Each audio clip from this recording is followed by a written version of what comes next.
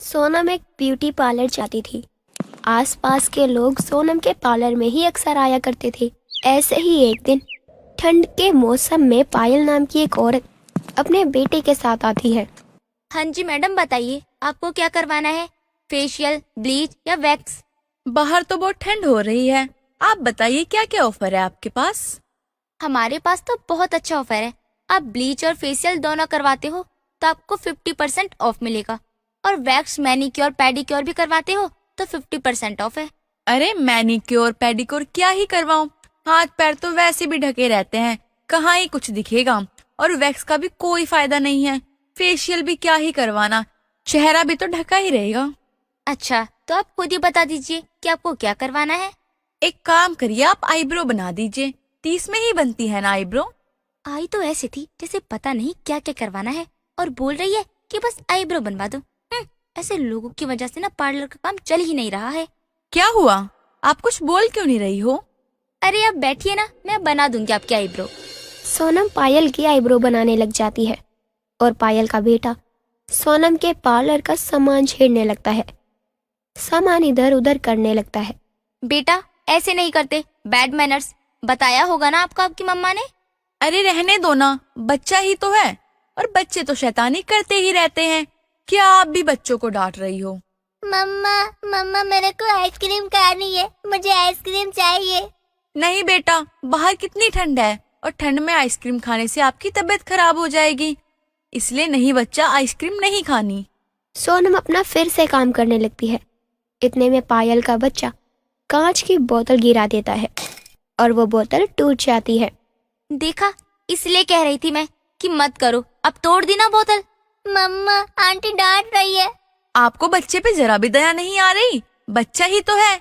अरे आपने तो बच्चे को इतना ज्यादा सुना दिया। अरे गलतियां तो सबसे ही होती है ना, लेकिन कोई ऐसे नहीं करता। मैडम, मेरी कांच की बोतल टूट गई है, और आपको पता भी है इस बोतल में क्या था? इतना महंगा शैम्पू था। अब तो वो गिर गया ना, हो गया ना नुकसान। अब उसकी भरपाई कौन करेगा? ये लीजिए अपने 30 रुपए। गलती कर दी मैंने इस पार्लर में आके। जहाँ बात करने की तमीज तक ना हो वहाँ आना नहीं चाहिए। चल बेटा। पायल की बातें सुनकर सोनम का मूड बहुत ज्यादा खराब हो जाता है और वो अपनी दुकान बंद करके घर चली जाती है। इसलिए वो जाकर सोफे पर शांत बैठी होती है। तभी वहाँ सोनम की सास राधा आती है और सोनम को उदास देखकर राधा बोलती है, बहू क्या हुआ, तू इतनी उदास क्यों है? किसी ने कुछ कहा क्या तुझे? माँ जी, किसी ने कुछ नहीं कहा मुझे, लेकिन पता नहीं क्यों अच्छा नहीं लग रहा है। ऐसा मन होता है कि मैं अपनी पार्लर की दुकान ही बंद कर दूं। दुकान से कुछ मुनाफा भी तो नहीं होता है। क्यों बहू, तू ऐसा क्यों बोल रही है? आसपास ये सभी लोग तो तेरे पास ही आते हैं ना, तो तुझे तो खुशी होनी चाहिए कि तेरी इतनी जान पहचान तो बन ही गई है इस लाइन में, कि यहाँ के लोग जानते हैं तुझे। लेकिन माँ जी, ऐसी जान पहचान का भी क्या फायदा? ठंड है इसलिए लोग अपने चेहरे पर कुछ भी नहीं करवाते हैं। दुकान का किराया देना ही मेरे लिए बहुत मुश्किल होता जा रहा है। कुछ समझ ही नहीं आ रहा। कोई बात नहीं बहू, अब मुश्किल दिन है तो निराश मत हो। अच्छे दिन भी तो आए थे ना, तब तो सब अच्छा हुआ था। अभी अच्छा ही होगा, बस तू हिम्मत मत हार। माँ जी, मैं हिम्मत नहीं हारी हूँ। मुझे तो बस ऐसा लगता है कि ठंड के मौसम में ब्यूटी पार्लर तो चलने से रहा, इसलिए अभी मैं कुछ और करने की सोच रही हूँ। देख बहू, तुझे तो सब पता ही है कि मुझे इन सब के बारे में ज्यादा ज्ञान तो है नहीं, इसीलिए अगर तुझे ऐसा लग रहा है तो ठीक ही लग रहा होगा, और तू जो भी करना चाहते तो वो कर ले। अपनी सास से बात करने के बाद अब सोनम अपनी ब्यूटी पार्लर को आइसक्रीम पार्लर में बदल देती है, जहाँ ठंडी ठंडी आइसक्रीम मिलती थी। लेकिन गर्माहट में सोनम ने अपने आइसक्रीम पार्लर में हर जगह हीटर लगा दिया था और साथ में ब्यूटी पार्लर की जगह भी रखी थी थोड़ी सी। नया आइसक्रीम पार्लर देखकर सोनम की दुकान में एक लड़का वैभव अपनी गर्लफ्रेंड प्रीति के साथ आता है। वाह, ये आइसक्रीम पार्लर तो सच में बहुत अच्छा है प्रीति। यहाँ तो जरा भी ठंड का एहसास नहीं हो रहा है। हाँ, और यहाँ पर अगर हम आइसक्रीम खाएंगे तब तो हमारी तबीयत भी खराब नहीं होगी। जी बिल्कुल सही कहा। और इस आइसक्रीम पार्लर में आपके लिए एक और ऑफर है। आप अपना facial, bleach, hair spa, manicure या और कुछ भी करवा सकते हो, क्योंकि ये 2-in-1 पार्लर है। ये तो बेस्ट ऑफर है वैभव। मैं तुम्हें कितने टाइम से बोल रही थी वैभव कि मुझे पार्लर जाना है, लेकिन तुम लेकर ही नहीं जा रहे थे। अब तो यहाँ मैं सब कुछ करवा सकती हूँ। और तुम भी आराम से मेरा आइसक्रीम खाते हुए वेट कर सकते हो। क्यों, सही कहा ना मैंने? हाँ बिल्कुल सही कहा। अब तो मुझे भी इंतजार करने में कोई दिक्कत नहीं है, क्योंकि अब मुझे ठंड में तुम्हारा इंतजार नहीं करना पड़ेगा। यहाँ तो इतनी गर्मी है, मैं आराम से पूरा दिन बैठ सकता हूँ। तो डन फिर। आप पहले मेरा फेशियल करिए और वैभव तुम बता दो तुम्हें कौन सी आइसक्रीम खानी है। तुम यहाँ आराम से बैठकर आइसक्रीम खाते रहना। सोनम ने जो आइडिया लगाया था वो बहुत ही सही चल रहा था। अब सोनम का आइसक्रीम पार्लर भी चलता और ब्यूटी पार्लर भी। एक दिन राधा की पड़ोसन विमला राधा से कहती है, अरे राधा, तेरी बहू का पार्लर तो अब तक का सबसे बेस्ट पार्लर है। वहाँ आराम से बैठकर मैं तो अपना पूरा दिन निकाल दूं, और उसके लिए मुझे बस आइसक्रीम लेनी है या फिर अपने चेहरे पर कुछ करवाना है। अच्छा, इसका मतलब तू हुआ ही मेरी बहू के पार्लर में? तू बस मेरी बात कर रही है? अरे अपना पूरा मोहल्ला हो आया होगा अब तक तो तेरी बहू के ब्यूटी पार्लर में। वहाँ जब भी मैं जाती हूँ मुझे तो हमेशा ही वहाँ पर भीड़ ही मिलती है। अच्छा, इसका मतलब बहू ने जो भी सोचा था अपने पार्लर के लिए सही ही सोचा था। मैं भी पता नहीं क्यों डर रही थी।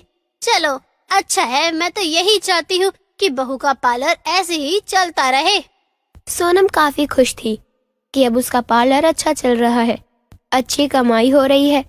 सोनम एक रात काफी लेट घर आती है। क्या हुआ बहू, आज कुछ ज्यादा ही लेट हो गई घर आने में? कुछ ज्यादा ही लोग थे क्या दुकान पर? अरे माँ जी, क्या बताऊँ आपको, इतनी भीड़ रहती है, मुझे पानी पीने का टाइम तक नहीं मिलता। बहू, पहले तो दुकान बिल्कुल भी नहीं चल रही थी और अब अचानक से इतना सही चल रहा है तेरा पार्लर। तूने बताया नहीं कि ऐसा भी क्या किया है तूने? माँ जी, मैंने अपने पार्लर में अब आइसक्रीम पार्लर भी खोल दिया है और काफी हीटर भी लगा दिए हैं। लोगों को गर्माहट मिलती है तो मेरे 2-in-1 पार्लर बहुत अच्छे से चल रहा है अब। बहू, लेकिन हीटर बिजली बहुत खींचता है, बिजली का बिल बहुत आएगा ऐसे तो। माँ जी, कितना ही आ जाएगा, बिजली का बिल और किराया तो आसानी से निकल ही जाएगा मेरा। सोनम अब बेधड़क होकर अपने दोनों पार्लर चला रही थी। कुछ दिनों बाद बिजली का बिल आता है। बिजली का बिल देखकर सोनम वहीं बेहोश होकर गिर जाती है। सोनम की सास को पार्लर आना पड़ता है। सोनम के मुंह पे पानी छिड़का जाता है। सोनम जब होश में आती है तो राधा उससे कहती है, क्या हुआ बहू, तो अचानक से बेहोश हो गई थी? तेरी तबीयत तो ठीक है ना बहू? माँ जी, मैं पहले ही ठीक थी, लेकिन पता नहीं क्यों मुझे ये आइसक्रीम पार्लर का भूत चढ़ गया और मैं खुद को इस रास्ते पे ले आई। हाँ तो बहू, क्या हुआ? तू तो खुश थी ना अपने पार्लर से, तो अब इतनी दुखी क्यों है तू? मुझे तू कुछ बताएगी कि आखिर तुझे हुआ क्या है? क्यों उदास है तू? माँ जी, 25,000 रुपए बिजली का बिल आया है। अब मैं क्या करूँगी माँ जी, इतना बिजली का बिल कैसे भरूंगी मैं? क्या, इतना ज्यादा बिल? बहू, मैंने तुझे पहले ही कहा था ना, लेकिन तूने मेरी बात नहीं मानी। अब देख रही है ना कितना बिल आया है, अब क्या करेगी? माँ जी, अब आप ही मेरी कोई मदद करो ना, बस एक बार मैं इस कर्जे से निकल जाऊं। फिर तो भाड़ में गया आइसक्रीम पार्लर, भाड़ में गया ब्यूटी पार्लर। मैं तो बस आपके लिए अब अच्छा अच्छा खाना बनाया करूंगी। बिजली के बिल के झटके के बाद सोनम अब अपना पार्लर ही बंद कर देती है और अपना घर संभालती है।